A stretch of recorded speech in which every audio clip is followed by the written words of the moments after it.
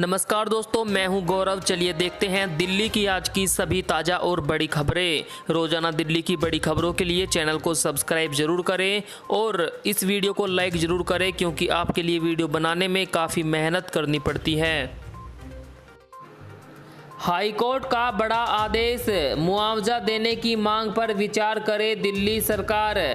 High court ने केंद्र व दिल्ली सरकार से महामारी के दौरान ऑक्सीजन की कमी और कोरोना संक्रमण से मरने वाले व्यक्ति के घरवालों को मुआवजा देने की मांग पर विचार करने का निर्देश दिया है। याचिका में इसके लिए केंद्र व दिल्ली सरकार को मृतकों के परिवार वालों को आर्थिक सहायता मुआवजा देने के लिए दिशा निर्देश तैयार करने का निर्देश देने की मांग की गई थी। इसमें कहा गया था कि देश में कोरोना मरीजों की मौत हो रही है बिना ऑक्सीजन के, बिना इलाज के। ऐसे लोगों को सरकार के द्वारा मुआवजा दिया जाना चाहिए। अब कोर्ट ने भी सरकार से कहा है कि इस ओर ध्यान दे और कोई ऐसी रणनीति बनाए। दिल्ली में कोरोना वायरस में आई भारी गिरावट, बीते 24 घंटों के दौरान 5000 से कम आए मरीज। जी हां, कोरोना की दूसरी लहर का सामना कर रही दिल्ली के लिए राहत की खबर है। पिछले 24 घंटों में कोरोना संक्रमण के मात्र 4524 नए मरीज मिले हैं। यह 5 अप्रैल के बाद सबसे कम केस है। 5 अप्रैल को संक्रमण के 3548 नए मामले दर्ज किए गए थे। उसके बाद से तो हर रोज 10, 12, 30, 35, 40 हजार मरीज मिल रहे थे। अब कोरोना संक्रमण काफ़ी कम हो रहा है दिल्ली में। कोरोना से जंग के लिए आया एक और हथियार। कोरोना महामारी से लड़ने के लिए DRDO की एंटी कोविड दवा 2DG 17 तारीख से मरीजों को मिलना शुरू हो गई। रक्षा मंत्री राजनाथ सिंह और केंद्रीय स्वास्थ्य मंत्री हर्षवर्धन एंटी कोविड ड्रग को लॉन्च कर चुके हैं। दिल्ली के विभिन्न अस्पतालों में 10,000 खुराक उपलब्ध है। दवा एक सैशे में पाउडर फॉर्म में मिलेगी। इसे पानी में घोलकर मरीजों को दिया जाएगा। इसके बाद मरीजों को ऑक्सीजन पर ज़्यादा निर्भर नहीं रहना पड़ेगा। वैक्सीन के बाद अब पाउडर फॉर्म में भी कोरोना की दवा बना दी है भारत की DRDO ने। दिल्ली में ब्लैक फंगस की दवा अचानक गायब, कालाबाजारी शुरू, 12,000 में एक इंजेक्शन। कोरोना संक्रमित और रिकवर रोगियों में अचानक से बढ़ रहे ब्लैक फंगस के मामलों ने एक बार फिर मुश्किलें पैदा कर दी है। राजधानी के अलग अलग अस्पतालों में भर्ती मरीजों के लिए एम्फोटेरिसिन B नामक इंजेक्शन बाजार से गायब हो चुका है। एक इंजेक्शन की कीमत लगभग 12,000 रुपये तक ली जा रही है, जिसकी वजह से इसकी कालाबाजारी भी पिछले 3 दिन में काफ़ी बढ़ गई है।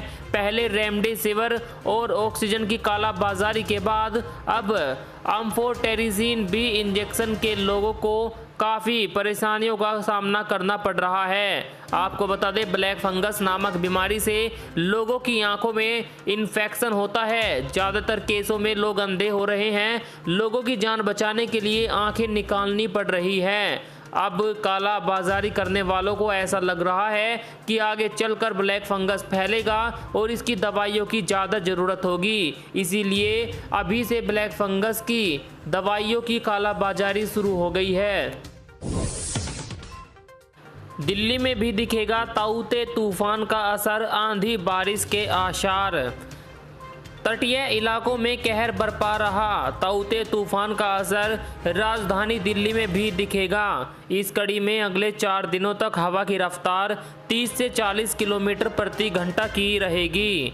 वहीं हल्की बारिश भी हो सकती है। मौसम के बदलते मिजाज के साथ अधिकतम तापमान 32 डिग्री व न्यूनतम तापमान 24 डिग्री सेल्सियस पहुंचने की संभावना है।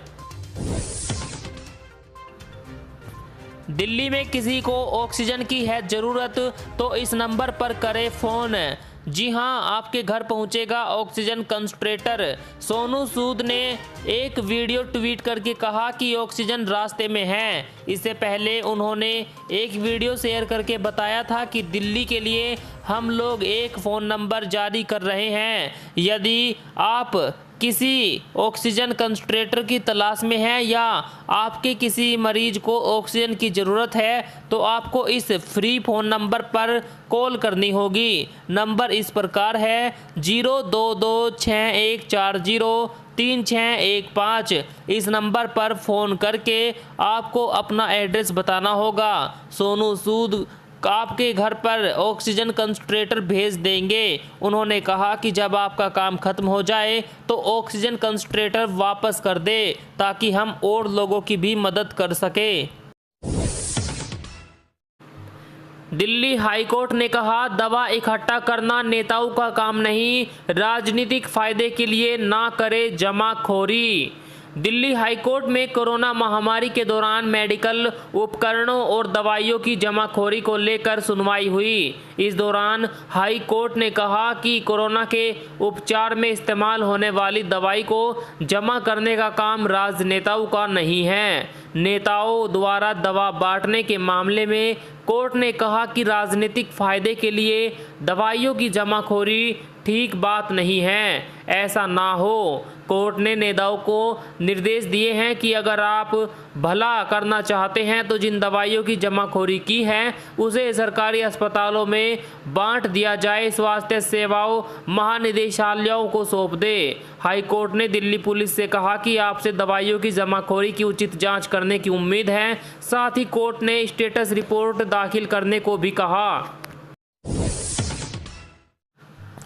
रोजाना देर तक खुली रहेगी सरकारी राशन की दुकानें, गरीबों को मिलेगा मुफ्त अनाज।